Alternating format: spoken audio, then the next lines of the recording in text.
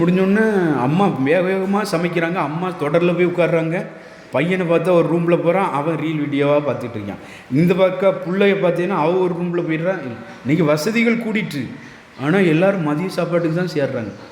வேறு யாரும் யாரோட பேசணும்னு தேவையில்லை. அந்த அளவுக்கு யாராவது குழந்தைகள் எரிச்சலாக ஊட்டி ஏதாவது பண்ணான்னா அவங்களுக்கு ஒரு பெட்டி மாதிரி, நீ வச்சுக்கோ, இதை நீனும் பாரு. அப்போ குடும்பமே பார்த்துக்கிட்டு இருக்கோம். எதை பார்த்துக்கிட்டு இருக்கோம்? கலர்ஃபுல்லாக ஏதோ ஒன்று பார்த்துக்கிட்டு இருக்கோம்.